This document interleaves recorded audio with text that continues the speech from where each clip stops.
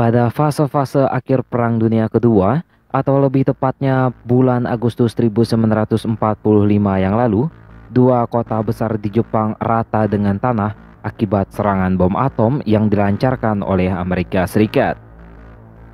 Serangan bom atom tersebut merupakan serangan bom paling masif yang terjadi selama era Perang Dunia Kedua. Ada ratusan ribu orang tewas akibat serangan tersebut. Bahkan, para ahli sepakat bahwa pengeboman di dua kota itu telah menewaskan lebih dari 300.000 korban jiwa. Berikut ini adalah beberapa fakta sejarah mengenai bom atom Hiroshima dan Nagasaki. Secara sederhana, bom atom merupakan bom yang meledakkan energi akibat fisi atau pembelahan inti dari molekul atom, yakni neutron dan nukleus. Seperti diulas dalam Automatic Heritage, jika neutron menyeberang atau bertemu dengan nukleus, maka nukleus tersebut akan melepas energi yang sangat besar dan dapat menghancurkan benda fisik di sekitarnya. Biasanya bom atom menggunakan bahan dasar berupa atom dari isotop uranium dan plutonium.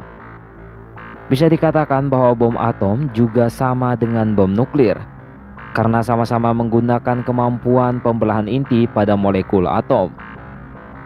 Bom atom yang dijatuhkan di Hiroshima dan Nagasaki pada akhir Perang Dunia Kedua lalu memiliki kekuatan sebesar 20 kiloton TNT. Kekuatan seperti ini sanggup meratakan kota dengan tanah hanya dalam sekali ledakan. Saat ini manusia sudah dapat menciptakan bom atom dengan kekuatan 70 megaton TNT, yang artinya ribuan kali lebih mematikan dibandingkan dengan bom atom Hiroshima dan Nagasaki. Perjanjian Quebec menjadi surat resmi Amerika Serikat untuk menggunakan bom atom pada Perang Dunia Kedua. Tentu, Amerika Serikat tidak begitu saja menyerang Jepang dengan bom atom. Amerika Serikat berhasil menjatuhkan bom atom di Hiroshima dan Nagasaki berkat persetujuan dari Britania Raya melalui Perjanjian Quebec yang ditandatangani pada 1943. Perjanjian Quebec adalah sebuah perjanjian yang dilakukan oleh beberapa negara sekutu, terutama Amerika Serikat dan Inggris.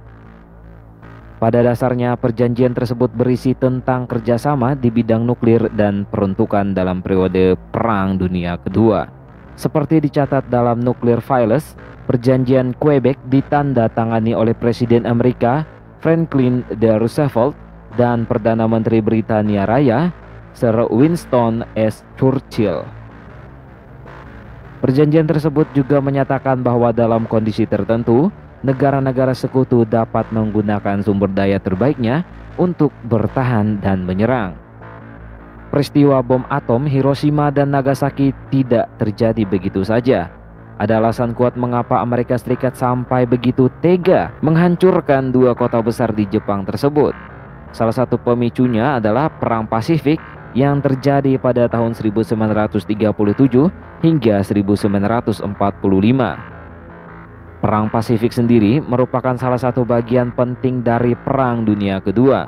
Pada tahun 1941, Jepang dengan teknologi perang yang disegani di Asia telah menyerang Amerika Serikat dan banyak negara anggota Britania Raya lainnya. Serangan Jepang ke Amerika Serikat dikenal sebagai peristiwa Pearl Harbor. Kala itu, Amerika dan sekutu cukup dikejutkan oleh serangan Jepang. Jepang sendiri masih menyimpan sakit hati akibat Perang Dunia Pertama, di mana akibat perang tersebut tatanan dunia termasuk Asia cenderung dikuasai oleh pihak Barat dan aliansinya. Dengan semangat juang tinggi dan rasa gengsi yang cukup besar, Jepang memberanikan diri untuk lebih aktif dalam Perang Dunia Kedua. Amerika Serikat yang saat itu diserang secara tiba-tiba telah merasa seperti dikhianati oleh Kekaisaran Jepang. Pasalnya, kedua negara tengah melakukan diplomasi perdamaian. Akhirnya, setelah beberapa kali pertemuan antara Jepang dan Amerika dalam era Perang Dunia Kedua, Amerika terpaksa mengakhiri perang tersebut dengan serangan serius, yakni bom atom Hiroshima dan Nagasaki.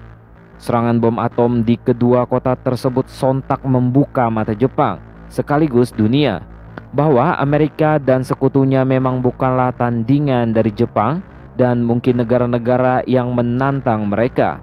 Pengeboman tersebut juga menjadi akhir dari fase Perang Dunia Kedua yang merupakan perang modern terbesar dengan lebih dari 70 juta korban jiwa.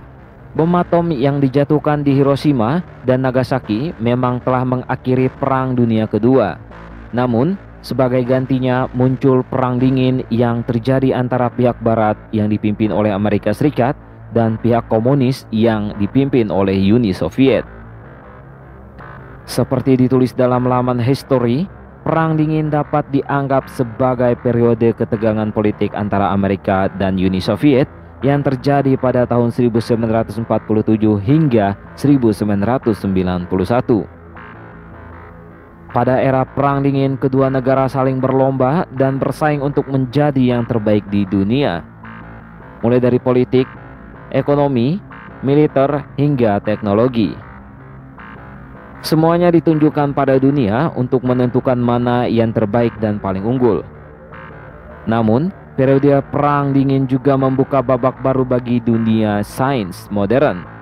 Pasalnya, kemajuan sains antariksa bisa maju secara masif akibat ketegangan tersebut.